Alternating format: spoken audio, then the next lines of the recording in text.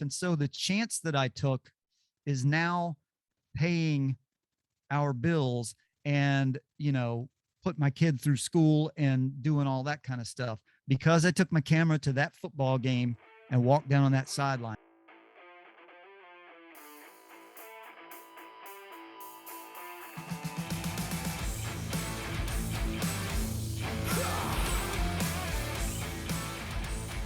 I want to definitely talk about how from here you got the courage to start up your own podcast. It started out with Backyard Roundtable. Backyard Roundtable, yeah.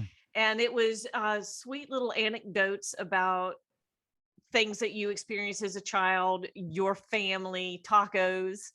I like your tacos. Travels, yes, and your travels to California and other places. And it was, it was a very jovial little thing. And then I brought my daughter in to do that with me too. Right. And that was adorable, wasn't it? She was so cute. Yeah, that's before kids turned wicked. She was, I think, still like 13 at the time. So loves her some cute tacos. But then you decided from there. So first of all, it's like, what on earth gave you the courage to, and because you were alone in this. So at least I've got Dave, there's no way I could step out on the stage and do it by myself. I just don't find myself all that terribly interesting. But I mean, what made you want to start a podcast? Well, it's funny. The other day, I looked at my wife. We were watching something that I just recorded on YouTube because I have another side project as well while I'm developing more stuff for S.E.M.P.E.R, which we'll get to. But and I'm excited for this, by the way. I poke fun at myself by being absurd and silly. And we were watching this thing, and something I said made her laugh. And when you can make your own wife laugh after 22 years, it's pretty good. And I looked at her and I was like, man, I missed my calling. Because I'm doing this goofy little podcast and this goofy little vidcast. And she looked at me and goes, in her very sage way, and said, did you? And I thought, God, you're right. Look what I'm doing with all of this podcast. No, I didn't. And so if I hadn't been a race car driver, which I wasn't, and if I hadn't ended up as a professional photographer, I grew up as first of all, I love storytellers. Mm-hmm. There is nothing that warms my heart. We grew up on Paul Harvey. Yeah, and brings me more joy than storytellers. And that's everything from Paul Harvey. I used to listen to Ludlow Porch back in the day. Oh, he was awesome. Celestine Sibley. And as you know, we went to school with Louis Grizzard's nephew. Yeah. Oh, I did not know that. Glenn Grizzard. Louis Grizzard, who is a UGA guy, nevertheless, is probably the greatest storyteller that I've ever listened to. He's so good. And if you're young enough to not know who Louis Grizzard is, and you love a good story, you love to read and you love to listen to stories, or because he did I loved his columns in the AJC. You wouldn't call it, I guess you would call it a comedy tour now, but it was more like a speaking tour where he was just kind of a raconteur. He would just stand on stage and tell homespun stories. But he's brilliant, utterly and completely brilliant. And he was taken from us far too soon by that demon rum. I think he smoked and drank, as all newspaper guys did, and he had heart and liver issues. But anyway, and Louis Grizzard, I read and listened to, I wasn't, sure, I was a child of heavy metal and headbanging, but I was also listening to talk radio. Mm-hmm. I loved talk radio when I was a kid. I'm talking like 9 years old. Yeah. I was listening to talk radio. And like you, I grew up listening to Skip Carey and Ernie Johnson on the radio. Just the Braves broadcast on the radio with those two voices was part of the background of my childhood. And so listening to those storytellers and Paul Harvey, like you say, and people like this, but Louis Grizzard, the comedy and the wit and the brilliance of how he told a story, and it engrossed you. You had no choice. You were stepping into that story with him. Right. And that's what I wanted to be. And I wanted to be on the radio. I idolized radio people. Um, and so this was really not an unnatural step for me. And we just happen to now be in a time where stuff like this is reasonably affordable. Mhm. And even the barrier to entry to doing a podcast is extremely low. It doesn't cost a lot of money. It's not cost prohibitive to get a podcast platform. It doesn't cost that much money. Although there's a lot of stuff that's actually free. And you don't even need this. You can do it with the audio on your computer. I don't recommend that if you want to do a good podcast. There's Right. nothing that drives me more insane than bad audio, and you certainly know that about me. But I'm surprised you haven't I gotten just on to me for not being in my microphone all night. yeah, I used to fuss at you about that, but I gave that up. I get some things you have to pick your battles, right? Um, because at some point you have something valuable to say, and I just need to give up on how it sounds. It sounds good enough. But I'm very picky about audio. Anyway, um, I felt like, well, the recipe of growing up in radio and loving storytellers and being, let's be honest, fairly loquacious myself, Mhm. and developing a lot of my thoughts and philosophies along the way. I felt like I had something to say. And that's, boy, you want to talk about stepping out on a limb. It's like, who gives a shit what I have to say? Am I really going to get a microphone and a I podcast and start did. talking about it? I was your biggest Well, fan. I know. But imagine that. It's like, I have a thing to say. Why is anyone going to care about this? And really, to be successful at it, and success is how you, whatever you determine it. My watchdog, my sheepdog just disappeared. I saw that. um you have to get over the fact that there are 8 billion people in the world, and almost none of them are going to give a shit about anything that you have to say. And that little lesson, that little missive right there, should follow through. It should cut through to the bone of everybody on earth. Nobody gives a shit what you have to say, almost, and nobody should be forced to give a shit what you have to say. But if you have something valuable that you find that you think is valuable and you don't share it,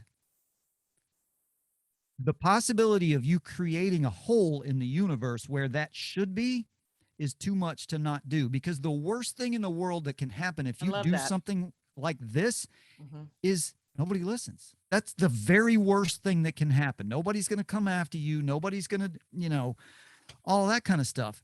And the second part of that is what I used to say on Here's the Thing quite a bit, which is, if no one hears the words that I'm saying, that's okay with me, because saying them helps sew me together. It helps Mm. keep my fabric together. It helps me develop um, what was previously maybe an abstract thought or a notion or a little nebulous idea in the back of my head. And with S.E.M.P.E.R, which you want to, which we talk about, S.E.M.P.E.R is the culmination of all of my life's experiences and thoughts and philosophies up to this point. Please let me And introduce that, because it Simper affected me, and that's what really, I think, brought us together. yeah, yes, for sure.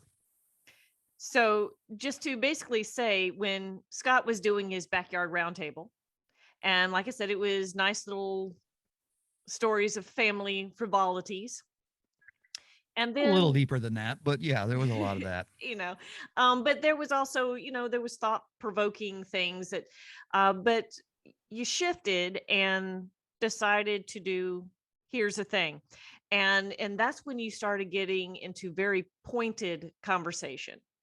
and you started recognizing we need to be better people.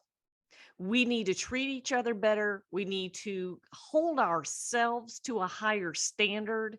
And quite frankly, we also need to hold people around us to a higher standard, because as long as we're being lazy about it, then then that's what has led the world in the direction that it's currently in. Nobody cares about anyone else but themselves, it seems, or that is at least what we're led to believe. Yeah, they don't know how.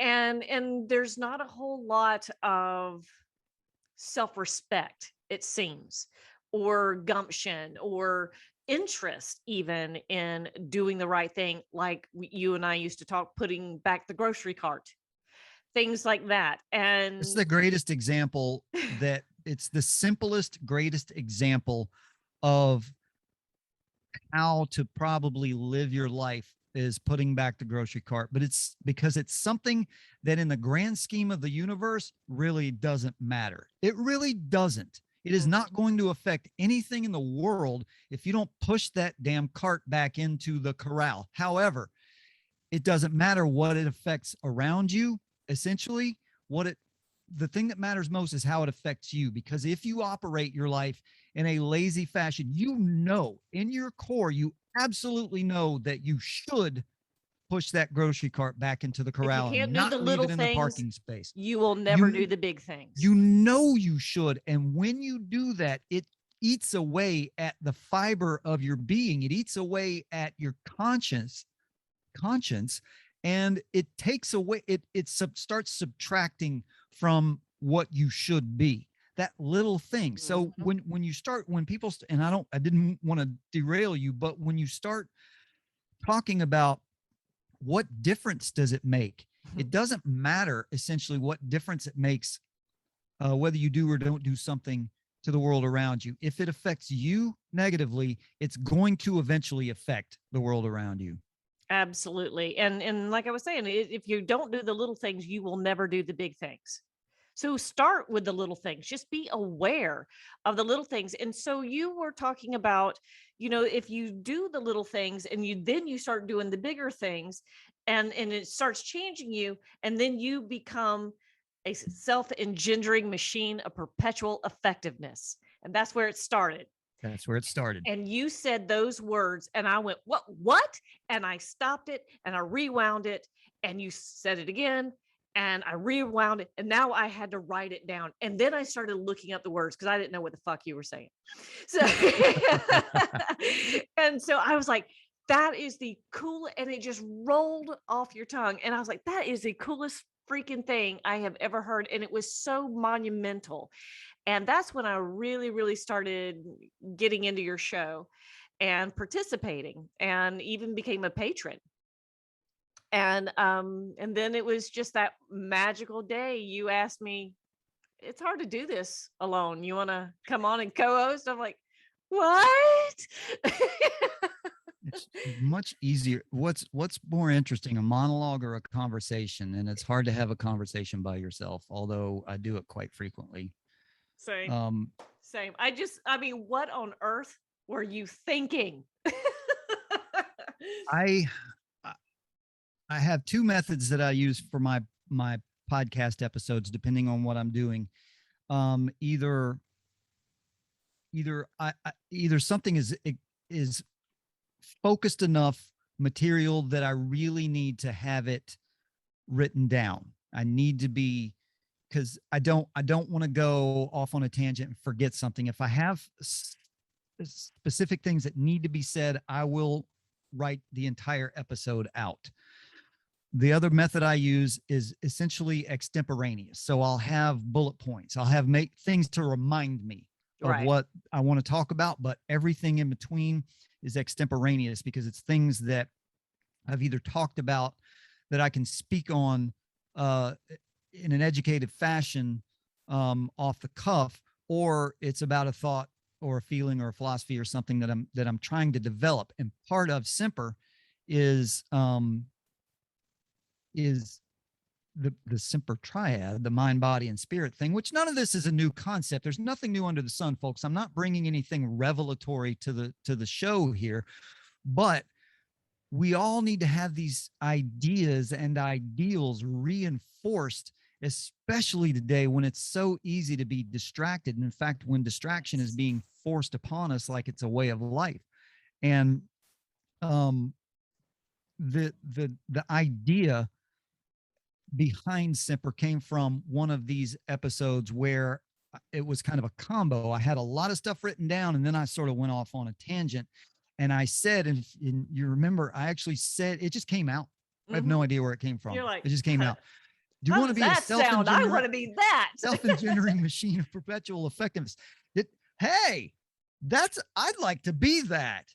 And so then I started rolling that around in my head. And part of Semper, part of taking care of the mind is the precepts of read, write, think, and connect. And it is so important because we've had a lot of that taken away now. We've had with these things right here, we've had all all moments of boredom have been removed. And Mhm. boredom is so key to critical thought and freeform thought, to idea formation. Because if you don't roll things around in your head, you're never going to form a coherent idea. And so you need to think, you need to ruminate, you need to let these thoughts bounce around in your head, but you can't just leave them there. You have to speak them into existence. Mhm. If you take an idea up here and you don't speak it into existence, it is going to remain an unformed, incomplete thought, and it may or may not be a stupid thought. So you speak it into existence with friends, you connect, you get together with people, and you speak, you talk, right? You have conversations face to face, and you let these things come out in these free form, free flowing conversations, and you figure out what has enough merit to go forward in the world, and you figure out what needs to be thrown out and left behind and allowed to die. And then you take that from there and you keep building on that process. And part of that is reading as well. Good Lord. That I heard something the other day with a former teacher who got out for all the obvious reasons these days, and is doing marvelous other things now. But talk about that you can't get kids to read a paragraph anymore. They will assign a paragraph for homework. Read this paragraph, and then we'll come back and talk about it in class tomorrow. And they can't get past a sentence or two without doing this Mhm. because it's right there, and they get bored that easily. So reading is so critical. Um, all of these precepts, all of these concepts, I should say, read, write, think, connect, mind, body, and spirit. That's as old as humanity itself, taking care of those three things, that triad, the three-legged stool, that if you get rid of one, the stool's going to fall over. Everybody knows that concept. Everybody knows it, but putting it in practice, and where kind of bring it back to where you were going, which is doing the little things. How do you become? And so we evolved self-engineering machine of perpetual effectiveness into something else, because once again, my brilliant wife, we were in the car and I was doing this, which, you know, she's been living with for 22 years. And she just happened to say, the shame there's not an R in there, because that's S.E.M.P.E. You could do Semper, and that would be like a Marine thing too. And I went, Cha-ching. hey. So I started rolling things over and um, resolve. So Mhm. resolve how what that, and that is a perfect cap to that. So a self-engineering machine of perpetual effectiveness and resolve. And if we're lost in the minutia of the wordiness, self-engendering, to engender means to make happen, to create, to uh, uh, push a function forward to the point of where the energy of itself keeps itself going. And you put self on the front of that, and obviously self-engendering, we understand what that means. Everybody knows what a machine is. It's a mechanical creation of energy. And perpetual, of course, everybody knows that perpetual means never ending. uh Effective. Effectiveness. We all know what effectiveness means. And then resolve. Resolve is that moment where you decide something, where you, that moment of clarity and resolve, and you will move forward on that mission. And it just so happens that S.E.M.P.E.R coincides with my Marine Corps time, which is sort of where I learned a lot about discipline and everything that goes along with that. But also, self-engendering machine of perpetual effectiveness and resolve is about a mission that you get on that really that does not have an end. This path doesn't have an end. And what does the word semper mean? The Latin word semper means always, never ending, evermore. That's what the Latin word semper means, and it all It's just kind of perfect. fell I mean, together. it came together so perfectly. And then that just became the foundation from that point forward of here's the thing. And And, how you become that, right? yeah. Which is what you sort of started when you said, if you can't do the small things, how can you do the big things? And that's what, how do you become this self-engendering machine of perpetual effect? How does something become self-engendering? Because you have to start it. And that's the Yeah. thing, is you have to start real small. You have to have enough discipline to do a thing that you know that you should do, whether it's fitness or whether it's reading every day or whether it's Mhm. being a good parent or whatever in the hell it is, washing the dishes, whatever the thing is that you know that you need to do, and you should start small. I mean, Mhm. being a parent is not where this starts, but so washing the dishes, Yeah. uh, it's a thing that you know that you should do. Have enough discipline to do it one time, do it once, and then do it again. There you go. And then Do do it it again. again and again and again until it is no longer something that you do, but the physical presence of it disappears and it is just part of what you are. Then it becomes habitual. Yeah, it But it's changes not a your habit. It's fabric. not, it's just a thing that you do. It is just part of what, I'm sorry, it's not a thing that you do. It's part of what you are.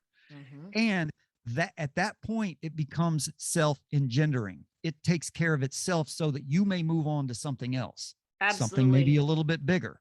I love it. And like I said, I mean, that time that you created that, which led to us really reconnecting.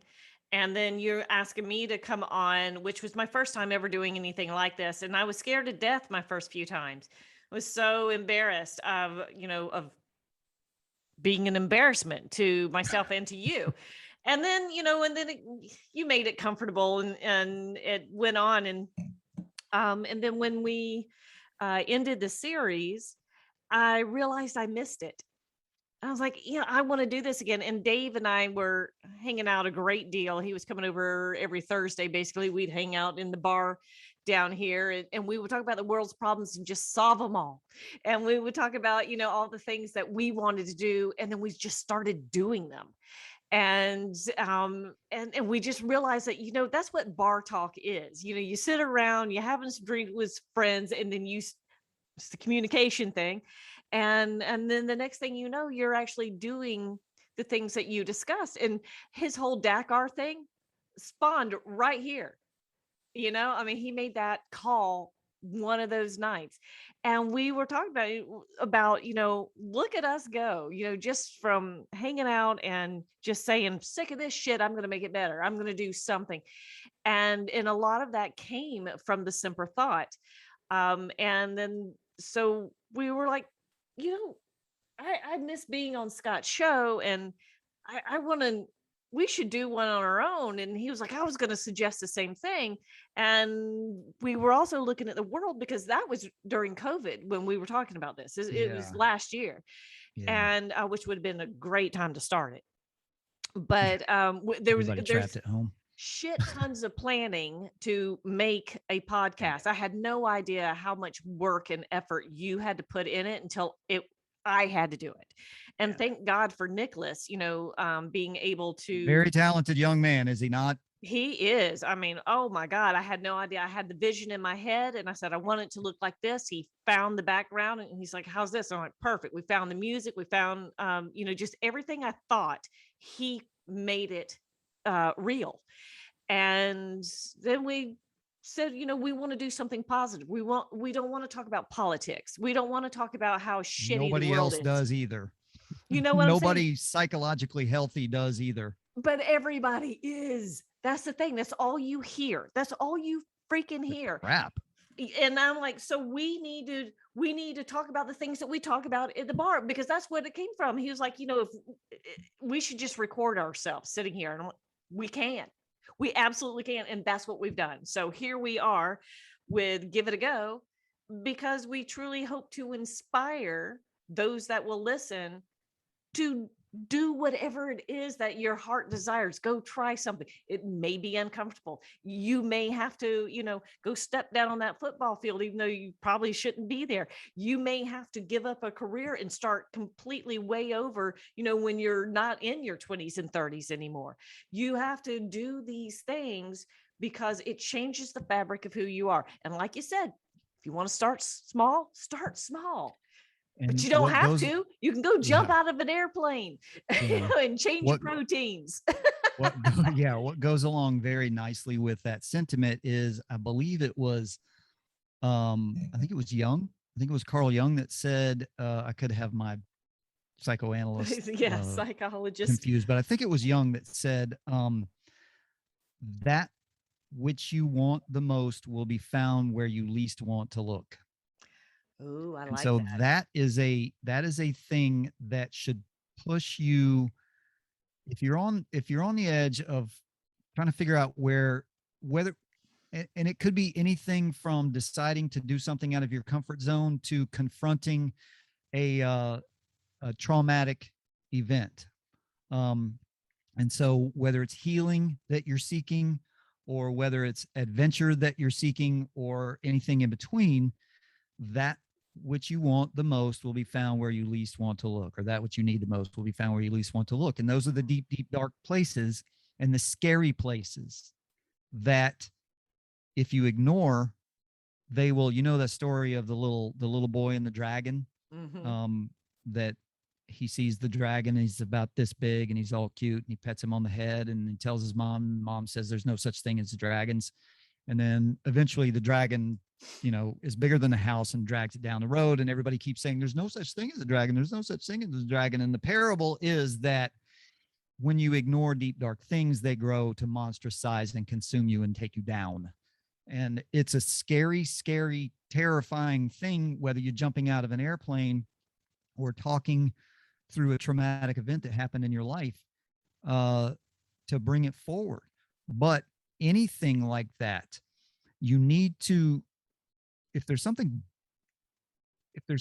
unresolved in you that's eating at you, whether it's something that you need to do or something that happened to you or anything like that, if you just leave it back here, if you just ignore it, it's going to tear you apart. It's going to tear you down, and you will never grow. You will never be that person that learns how to shed what is no longer useful, the parts of you that are no longer useful.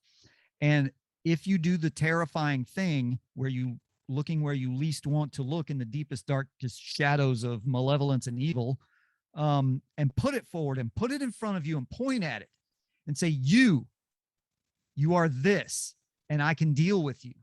Then you can look at it and confront it, and it becomes smaller. It becomes real. It becomes a thing that you can deal with, and not just some scary notion in your head like the boogeyman under the bed, I love or that. I the love it. vampire outside your window in the tree. It's no longer that abstract thing. You put it in front of yourself and you confront it and you point at it and you say, let's deal with this. But if you don't do that, you're not ever going to grow. Mm-hmm. You're not ever going to move forward, and you're not ever going to move past that. And so, yeah, S.E.M.P.E.R. So what are you going to do with S.E.M.P.E.R now? What's the future? And then I'm we'll say our toast. the last year and a half ish, almost 2 years. And part of, one of the things that, reasons that sadly I had to bring, Here's the Thing to a close, was just, I simply couldn't do it at that time and put what I needed to put into it, because of the things that were going on, Sure. with my family, which we've had a lot of difficult stuff, going on with our daughter, which, quite frankly, is part of everything. You cannot ignore the horrible stuff, like I just said, but part of what we went through for the last couple of years in our family is what led me to and through Semper. Discover self-discovery. You know, if things get too comfortable, you get in a rut and you stay where you are. You stay in that comfort zone until something comes along and knocks you on your ass, which life will do to you constantly. And you have to accept that. Otherwise, you're going to be miserable. Absolutely. Miserable. If you Or think, hiding the rest of your life. yeah, And then if what's the you point think, of living? right, right. If you think that if you think that your purpose in life is to be happy, then you're going to have a really miserable time of it because you're almost never going to be happy Exactly. um, without seeking true meaning and joy, which joy is a whole different thing than happiness. Mm-hmm. Um, but so going through that led me through Backyard Roundtable and through Here's the Thing into discovering Semper from Here's the Thing to going through COVID and everything that we've gone through, all the crazy, insane bullshit that we have seen happen in the last 18 months, um, has led me to discover that there's an awful lot of decent people out there who have no encouragement. They want to do the right thing. They try to do the right thing, but they get beaten down constantly by social media, by the oversaturation. We know too much. We all of us as a human race, we all know too much. We were not meant to know this much. It's like what was the movie shoot, one of those space movies where, oh, no, the Indiana Jones thing, the last one that everybody hated with the aliens. The I ending never scene saw was, it. I actually liked that one. The Uh, ending scene was the woman who went to the space people and got all the knowledge of the universe and her head exploded or whatever happened. ah, That's a really, really good metaphor. We are not meant, we're meant to bear a load, but we are not meant to know all of this stuff. We cannot yeah. balance that. It's one of the reasons why physiologically we see what we see, which is very, very little of the world around us. Mm-hmm. Because if we saw everything, our brains would explode. We couldn't handle it. So we're oversaturated with everybody knows everything now. Every terrible thing that happens in the world, we're all aware of it. Yeah. Every little house fire, everything from, you know, a little house fire to a genocide. We know everything that happens and it's horrible. And so we have nowhere to go except to retreat from within if we want to kind of assuage this pain for a little bit. And in the meantime, how do we do the right thing? How do we do these little things like pushing the shopping cart back to the thing or being a decent parent without knowing that someone else is there going through the same stuff and willing to support us? Because there's nothing worse than the very first episode of Here's a Thing that I did was about isolation and how weaponized isolation. What do they do to you when you're an asshole in prison? They throw you in solitary. What do they do when they're torturing you to get information out of you? They isolate you. They take away your humanity. We're not meant to be alone. We are social creatures. We love one another. And so to feel, I felt so isolated, so alone because I had all these thoughts and all these things that seemed reasonable, but yet no one, it seemed like no one would back you up. No one would be there for you. And when you take a fire that is decency and goodness and light and you splinter all the embers away and you scatter them all over the place, the energy is still there, but you can't see the light because it's been scattered all over the place and it's been done Yeah. purposely. And what we need to do is regather those embers, regather that so the light can be a beacon for people who really are just seeking decency. They're really just, most people just want to be a decent human being. But it's awfully hard to do that right now. And so Yeah. what I'm doing with S.E.M.P.E.R now is I'm creating Project S.E.M.P.E.R, which is to do nothing more than gather the light again, being a beacon, a foundation where people can see that when they choose to do the right thing, that they're not alone. that they're Right. not going to be slaughtered, or they're still going to be slaughtered on Twitter, but who cares? That's another thing about this, which is what you can't be deplatformed or unpersoned or removed from if you're not participating. Stop participating in that stuff. Yeah. So that's kind of the nugget of and a little preview of where I'm going now with the S.E.M.P.E.R concept. Well, I am super excited to watch this develop and see where it's going to take you as well. And quite frankly, also where it will take me, because I so love listening to you talk and the thoughts and the philosophies that you contribute to the world, because we need it. The world needs some positive direction, and quite frankly, direction.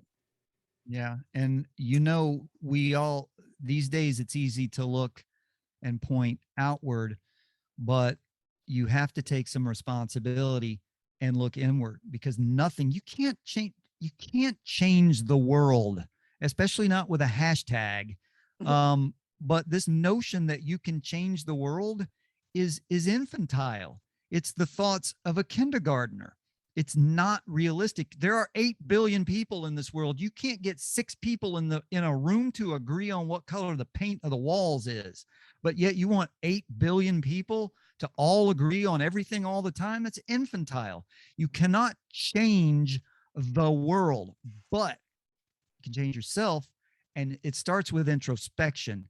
And one of the oldest axioms that we have is, to paraphrase Jesus, I think, in the Sermon on the Mount, I think is where it came from, which is, maybe take the beam out of your own eye before you try to remove the speck from your brother's eye. In other words, look inward and fix yourself before you start looking outward to fix somebody else. And guess what? Here's the little secret that's not so much of a secret. You will never be finished fixing yourself. Right. In other words, you will never look outward to try to fix Well, someone you're else not or save the wrong. world. You're not wrong on any of that. And with all the things that you listed that was going on last year and this year, I will say that last year and this year have been two of the greatest years of my life. And the only thing I did different is I quit worrying about everybody else, and I started living again. I started doing different things. I started doing exciting things. I started doing things that I didn't even think I would want to do. And as a result of it, I mean, I hate working out. And, my trainer, Steve, you definitely are aware Fitness, of him. And now mind, I body, and love it. spirit. Fitness. Exactly. And now I love it. I lost a lot of weight. I'm strong. I'm healthy. Um, and doing exciting things with Dave and doing this podcast and doing exciting things with my family, my husband. I mean, there are just getting out of the freaking house and doing things, just doing things and being with people that are smarter than me, more exciting than me. Surround They, yourself with people who elevate you, right? and exactly, and you used to preach that all the time on Here's the Thing, and all of these things. So thank you so much for helping me become a better me. And I'm super excited because, like you said, joy is different than happiness. I quit seeking happiness through other people and started finding joy that's actually inside of me. There you And it's so go. much easier because you can't change the world, but you can enjoy it. You can enjoy it. Life is meant to be lived, not endured. Just Thank because you.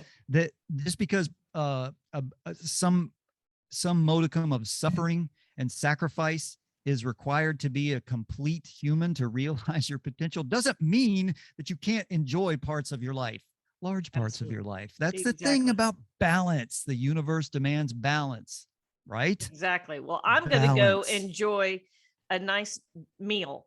So Me I too. want I'm to hungry. I know, Scott, I am so grateful that you decided to join us this evening. And I'm sorry that Dave couldn't be I here to be part know. of it, because he would have really enjoyed this, but we'll just have to have you back for some more stories. I'd be glad to. I'm humbled and honored to be here, and so glad when you asked me to do this. And I was worried to death about how am I going to be interesting? You're But always it's been interesting. a lot of fun. And anytime you want to do it again, and like you said, I wish Dave was here too. And I'm looking at his happy face right there, knowing that he's probably as miserable as a human being can Yeah, be he in actually real texted life me right while we now. were talking, and he's back at the doctor, so something's wrong. Oh, I yeah. know. I feel so bad about that, but I know you guys would have gotten on like gangbusters, but we'll do it again. In the meantime, again, thank you. Let's all say a toast to close our evening. Let's see if I can. There you go. Ooh, Crispy seltzer. how about a fresca? Yeah. So everybody out there, you know the words. Doesn't matter where you've been Or who you who you know. know, Pick up the pick up the courage courage and give it a give it a go. go. There you go. Ding. Thank you. Again, great to Thanks. have you, everybody. Thanks for checking in with us, and I hope you enjoy the show. Don't forget to like, share, subscribe, send out to all your friends, and we'll see you again next time. Until Yeah, then, you guys, look, hit the bell, man. Do a like and subscribe. It doesn't cost you anything and it takes 2 seconds. Do it. Actively support you the go. things that you love or they disappear, right? Participate. Thank you. Thank you very much. Yes. You guys have a great evening. Scott, thanks again, and we'll see you soon. Bye, y'all. Thank you.